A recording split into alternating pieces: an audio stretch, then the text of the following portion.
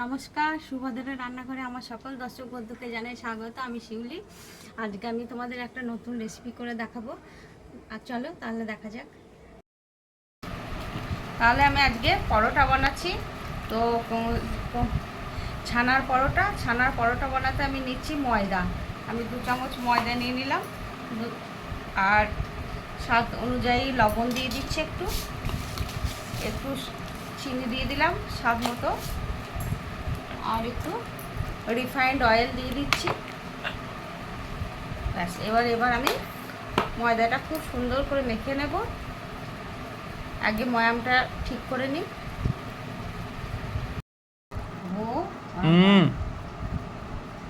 এবার আমি অল্প অল্প জল দিয়ে ময়দাটা মেখে নেব।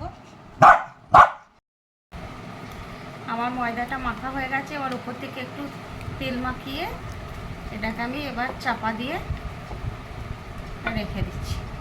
কিছুক্ষণ মিনিট 15-20 রেখে দেবো রেস্টে। তারপরে আমি আবার তোমাদের পরের প্রসেসটা দেখাবো। যেহেতু ছানার পরোটা, সেই জন্য আমি ছানা নিয়ে এসেছি। ছানাটা আমি কিন্তু ঘরে বানিয়েছি 500 দুধের। যাই হোক, এবার আমি ছানাটাতে কী মেশাচ্ছি দেখো। ধনেপাতা কুচো একদম চপ করা, আর এটা কসুরি মেথি, আর কাঁচা লঙ্কা কুচো, একটু আদা কুচো, আর একটু গরম মশলা গুঁড়ো দিয়ে দিলাম, আর সামান্য লবণ দিয়ে দিচ্ছি স্বাদ অনুযায়ী, আর সামান্য চিনি দিয়ে দিচ্ছি। আমি এর মধ্যে কিন্তু কোনো বাটা মশলা বা অন্য কিছু দিচ্ছি না। অতিরিক্ত সিম্পল সাধারণভাবে বানাচ্ছি। যে বাচ্চারা খেতে পছন্দ করে না ছানা বা পনির, তাদের জন্য এটা পারফেক্ট একটা খাবার। তো পনিরটা এরকমভাবে গ্রেট করে বানানো যাবে, কোনো অসুবিধে নেই। আমি ছানা দিয়ে বানাচ্ছি। ছানাটা সেট হয়ে গেছে, খুব সুন্দর হয়ে গেছে। তো এবারে আমি এর মধ্যে পুরটা ভরে নেব। লেচিটা আগে কেটে নিই।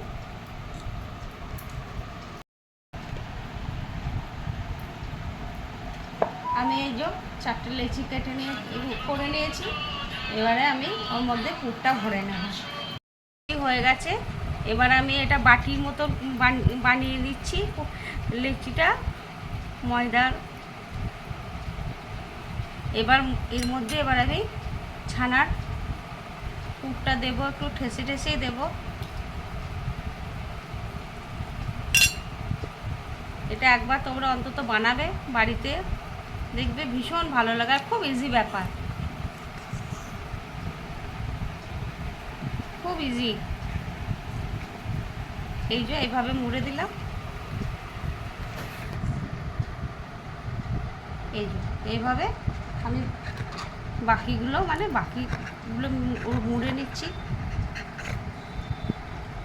আজকে আমার ছোট ছেলেটা পাশে বসে বসে ছানা দেখেছে। ও একমাত্র ছানা খেতে খুব ভালোবাসে। আওয়াজ পাচ্ছ তোমরা নিশ্চয়। এই যে এইভাবে বিনুনি করার মতো প্রথমে দিয়ে দেবে। তারপরে এই মুখটা তোমাদের দেখিয়ে দিচ্ছি, এরকমভাবে করে নেবে, একটু এরকম ঘুরিয়ে দেবে। ব্যাস, সিল হয়ে যাবে, আর কিছু একদম বেরোবে না। এরকমভাবে হাতে করে একটু করে দেবে, ব্যাস হয়ে গেল। এইভাবে আর দুটো আমি বানিয়ে নিচ্ছি। আমি এবার বেলে নিচ্ছি একটা একটা করে। আমি প্রথমে ময়দা দিয়ে বেলছি, তোমরা চাইলে তেল দিয়ে বেলতে পারো। আমি ময়দা দিয়েই বেলছি। আস্তে আস্তে বেলতে হবে, আলতো হাতে। আমার বেলা হয়ে গেছে। এবার আমি দিয়ে দিচ্ছি। আমি প্যান বসিয়ে দিয়েছি। প্রথমে আমি শুকনো এপিট উপিট করে ভেজে নেব, তারপরে একটু রিফাইন্ড অয়েল দেব। তোমরা চাইলে বাটার বা ঘি দিয়েও ভাজতে পারো, তাহলে আরও বেশি সুন্দর লাগবে খেতে। আমার মেয়ে বাটার বা ঘি দিয়ে ভালোবাসে ভাজা খেতে।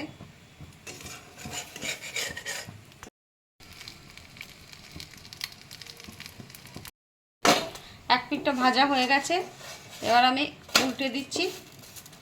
এই পিঠটাও ভাজা হয়ে গেছে, দেখো প্রায় বেশ হচ্ছে, ফুলছে। শুকনোতেই খুব সুন্দর ফুলছে, আর একটা খুব সুন্দর সুগন্ধ বেরোচ্ছে। আর খুব ইজি, খুব তাড়াতাড়ি হয়ে যায়। তোমরা এটা বানাবে, অবশ্যই বানিয়ে খেয়ে দেখবে এবং আমাকে কমেন্ট করে জানাবে আমাদের কেমন লাগলো ছানার পরোটা। সেম প্রসেসে পনিরকেও গ্রেট করে নিয়েও করা যাবে।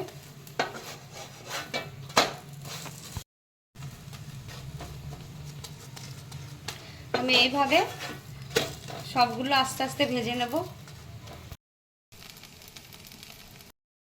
এটা আমার ভাজা হয়ে গেছে, এবার আমি এটা তুলে নিচ্ছি। এবার আমি আর একটা তোমাদের দেখাচ্ছি, যেটা একটু আমি তেল দিয়ে বেলছি। একটা তো ময়দা দিয়ে বেলেছি, এবার একটা তেল দিয়ে বেলছি।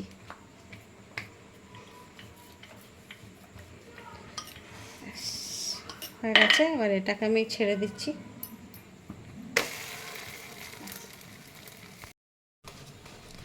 এই পরোটাগুলো তোমরা অফিসে, স্কুলে, বাচ্চাদের টিফিনে, অফিসের টিফিনে দিতে পারো, এবং সন্ধ্যেবেলাতেও বাচ্চারা বা বড়রা বাড়িতে এলে বা টিফিনে সকালে জলখাবারেও বানাতে পারো। অসম্ভব ভালো হয় একটা হেলদি পরোটা।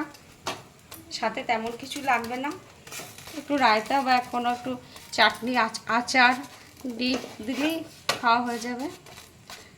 এটা ভীষণ ফুলছে। এবার আমি এটাকে এই বাকিগুলো সব এরকমভাবে ভেজে ভেজে উঠিয়ে নেব, দিয়ে তারপরে তোমাদের আমি দেখাচ্ছি সার্ভ করে। আমার পরোটা রেডি এবং সার্ভ করে দিয়েছি। তোমরা ঠিক এইভাবে আমি যেভাবে বানিয়েছি এইভাবে অবশ্যই একবার বানাবে, বানিয়ে তোমরা খেয়ে দেখবে এবং আমাকে কমেন্ট করে অবশ্যই জানাবে যে তোমাদের কেমন লেগেছে এই অভিনব পরোটা। যাই হোক, তোমরা সবাই ভালো থাকবে, সুস্থ থাকবে। তোমাদেরকে সকলকে অসংখ্য অসংখ্য ধন্যবাদ। আর তোমরা এখনও পর্যন্ত আমার চ্যানেলটি যারা সাবস্ক্রাইব করোনি তাদের কাছে অনুরোধ রইল, প্লিজ আমার চ্যানেলটি একটু সাবস্ক্রাইব করে দেবে, আর বন্ধু বান্ধব আত্মীয় স্বজনদের সাথে একটু শেয়ার করে দেবে প্লিজ। আর তোমরা সবাই সুস্থ থাকবে, ভালো থাকবে। তোমাদেরকে অসংখ্য ধন্যবাদ, নমস্কার, অনেক অনেক ভালোবাসা।